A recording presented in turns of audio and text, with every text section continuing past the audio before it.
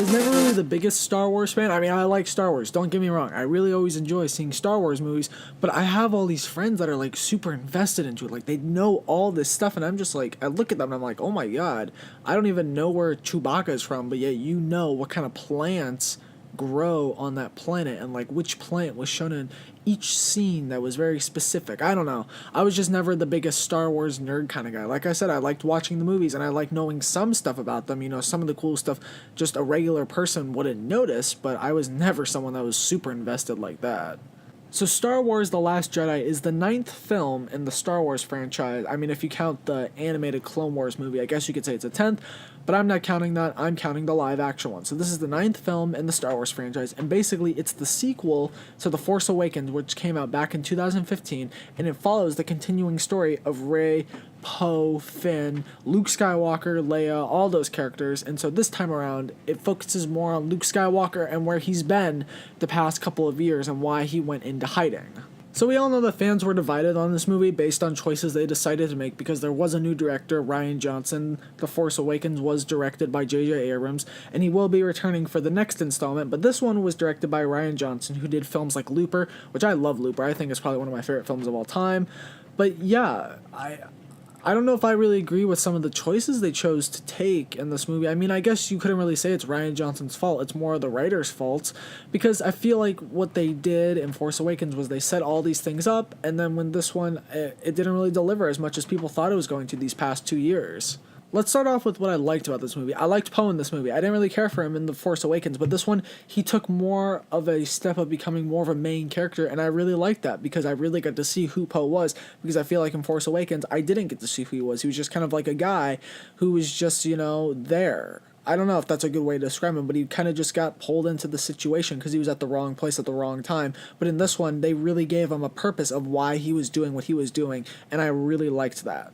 Also, the visual effects are really great. I mean, you know, it's a Star Wars movie. They got like a $300 million budget, but still, it's a Star Wars movie. You have to expect the visual effects are going to look great, and they did. There's one scene. I won't tell you what scene. I mean, this review is super late, so you've probably already seen it.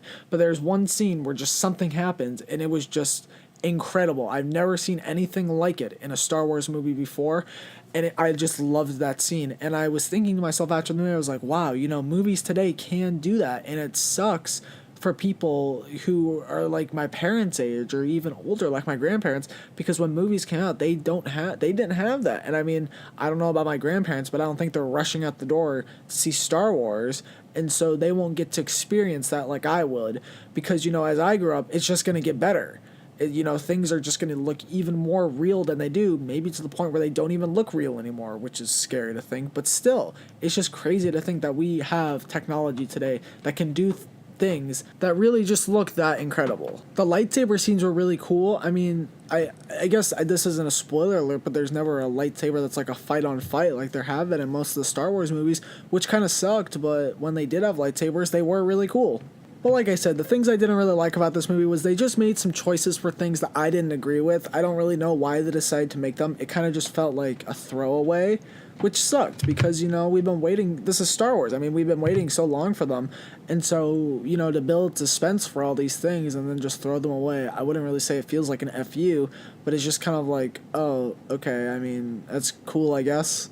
All in all, I like The Last Jedi. It was okay. It's not one of my most favorite Star Wars movies, but there is enjoyment that is meant to be had with it. I think if you're a Star Wars fan, you're going to be divided on this one, but I think most of the Star Wars fans are leading towards it's good, but then, you know, there are a couple that are like, well, you know, it could have been better, which I agree with. I think it could have been better, but I'm not saying it was bad. I'm just saying there were things about it that bothered me. I'm going to give Star Wars The Last Jedi a 6 out of 10. If you've seen it, which you probably already have, you can hopefully relate to this review by just saying, you know, it was alright. I think that's the best I can give it.